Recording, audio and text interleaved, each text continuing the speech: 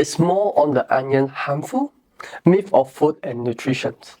So if you have more on onion, if you have more on any sort of food, I would strongly recommend that you do not eat it, alright?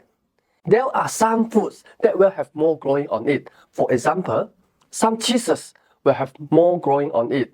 Sometimes a tofu will have more growing on it, alright? That is a different type of more because that is a specially cultivated more grown in specialist controlled environments, okay? That type of more is like, it's not healthy, but it's not going to cause the same amount of harm like the apple toxins well. So if you have more on your food, I really recommend you do not eat the food because the portion of the mole that we can see is actually the reproductive system of the mole, alright? So the vast majority of mole, the tentacles of the mole is actually already spreading throughout the foods. You got it? So if you have more visible mole on the food, the mole is actually grown to the point that it's ready to, reproduce and spread to others area. So it's already a well-established mole and you really should avoid eating it. So what you do when you see mole on foods? You know what to do now. Don't eat that food. Eating ginger in the morning versus eating ginger at night. Myth of the food and nutrition. Another myth out there is that eating ginger in the morning is as healthy as eating ginseng, but eating ginger at night is as poisonous as eating arsenic. So when it comes to this myth about food in general, let me just make a sort of generalized statement here. There's all sort of myth about food and the timing of the day in which you should eat it. But in reality, there's no link between the food and the timing of the day. So you can have ginger at whatever time of the day you like, morning or night, or ginger whatever time of the day, morning or night. It doesn't matter. The nutrients still will be there and your body is still going to extract all the nutrients it can get it from the foods that you fill it in no matter what time of the day. While your metabolism does fluctuate a little bit. It fluctuates throughout the day and it doesn't fluctuate to a huge extent. So it's not going to have a huge effect on how your body is going to get nutrients from the food. So you don't have to worry about that. What I do want to add is that if you eat a lot of ginger, if you're eating a lot of ginseng in particular, what some places do, especially not so good places do, that they will add things into the ginger or into the ginseng. They might smoke in something we call sulfurs to make it look like fresh and keep the insect away. So that sort of thing isn't very good for you. So if you are eating ginger or ginseng, please be really picky about what you get. You need to wash it really well. Don't leave the skin on. Peel it off. Make sure that if they add anything on it, make sure you get rid of all of them. But when it comes to the timing of the day, please be free to enjoy it whenever you like. Why does some people turn pale after drinking? Myth of healthy lifestyle. So when it comes to alcohol, a lot of people will have different effects to alcohol. What we are worried about is flushing red after drinking. But a lot of people, people who drink, some will get angry. Some people will get nauseous as well. Comment below what happened to you after drinking. So it depends on the level of alcohol you drink. If you drink a lot of alcohol, you can start having other effects on your body. It will start to have effect on how your brain functions. It can make you feel slightly ill as well. When people are not feeling well or their health isn't at its best, their skin often looks down and lacks its usual glow. It's important to note that drinking alcohol doesn't automatically mean that there is a serious underlying problem. And so it's not something to be super concerned about. Not like the flashing light when you drink. If you flash red when you drink, we should really avoid alcohol entirely. I should also add that the kidney don't break down alcohol. It's the liver that breaks down your alcohol. Alright? And you also have to remember that alcohol is a toxin, all right? It is harmful to the body. So if you drink, what you are doing is you are causing harm to the body. Some people will feel really nauseous. Some people just feel really dizzy. Some people just feel not quite right. And you know that our inner health is often reflected on the outside. So our skin reflects our inner health. The way our skin looks can tell us a lot about how healthy we are on the inside. That's why people who are sick, who are unwell, you can tell just by looking at them. In fact, what they teach us in medical school is that your first thing when assessing a patient is just stand at the foot of the bed and take a good look at them. Take a good look at how they are looking in the bed. Do they look well? How is their skin? Do they look very ill? Just take in all of the things at once to form a general idea of how they are doing. But this can apply to anyone. So there's no particular reason why someone might turn pale after drinking. But it might be just a reflection that they are drinking alcohol and the alcohol is toxin. So please try avoid drinking too much alcohol. If you cook wild mushroom with garlic or egg and they turn black, does that mean that they are poisonous? So there are all kinds of tests out there that people say that you can tell if the mushroom is poisonous or not. For example, a mushroom is supposed to be poisoned if the silver, like a silver spoon or a silver coin, turns black if you place them together with the mushroom. Or there's one more thing, is like onion or other food like bread or even eggs turn black if you put into the pan with the mushroom. Or a lot of people think that, if the mushroom is bitter or if it burns your mouth, then it's poisonous. When in fact, none of these things are true. Comment below what other method you heard before to test if mushroom or other foods, if they are poisonous. Did you know that the Amanitous mushroom are responsible for about 90% of death caused by mushroom in Americas? You know those fairy tales like mushroom? Sort of like the pictures here. Alright, they are red and they got white spot on it. You always see them, like the Alice in the Wonderland type of mushroom. It's that type of mushroom I'm talking about. They don't turn silver black. They don't turn any other stuff black. And they actually have a very pleasant taste both before you cook or after cooking. So please don't rely on this thing to be able to show if the mushroom is poisonous or not. The best thing about, differentiating if a mushroom is poisonous is to correctly identify the mushroom. That's the best way that you can do it.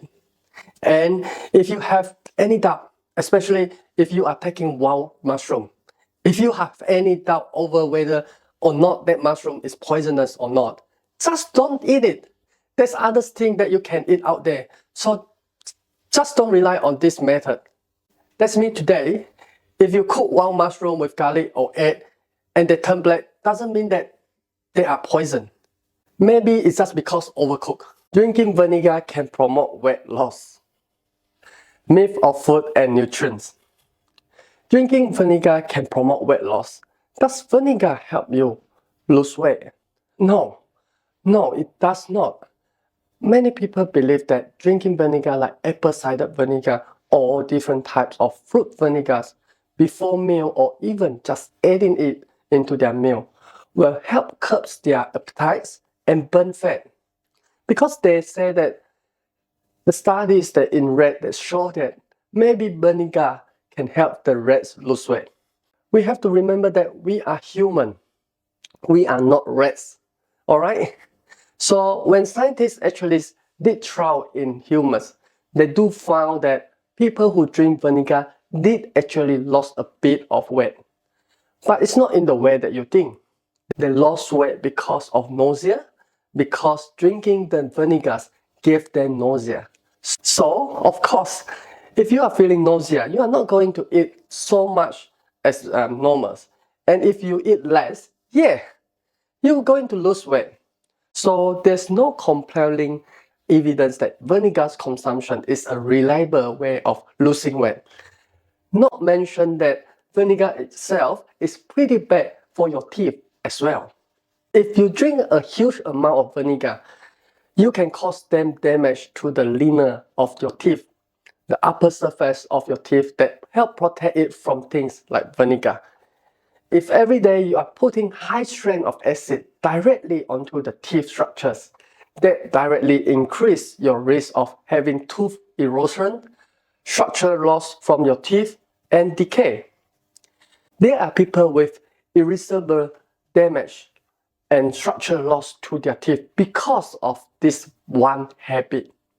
If you want to stay with this habit, you got to have a glass of water immediately after you finish the apple cider vinegar. So, drinking vinegar can promote weight loss is a myth. Soda is not as good as water at quenches thirst, right? So when it comes to water, there's a lot sort of things that people say about water. But it's also like carbonate or ionized or alkalized or oxygen waters or all sort of water out there. Okay, this is the rule. When it comes to water, as long as it is safe for you to drink, it is a good water. Alright, normal water, as long as it is safe to drink, it is a good water. It doesn't have to be oxygenated or alkaline or something else. None of these things is better than just a normal water. The same thing with soda. Soda and quenchy thirst. You know, soda doesn't hydrate you any better than normal water does. But if you are the type of person who finds it's really difficult to drink enough water during the day, and you find it's easier for you to drink sodas, then you know what? Go ahead. Go ahead and drink these sparkling waters. If it means that you drink more water overall, then I would say that is a great thing. Alright? But soda is not any more hydrating than normal water is. Got it? All I want people to do is just drink more water. As long as it is safe for you to drink, then it is a good water. Surprising about the water you drink, right? Should kids with severe food allergies and eczema stay away from mushroom and fructose? Myth of food and nutrition. Should kids or even babies with severe food allergies stay away from foods like mushroom and fructose until their eczema get better? Or should they still eat this to boost their immune system? Can fructose and high histamine foods cause inflammation in adults and children with eczema?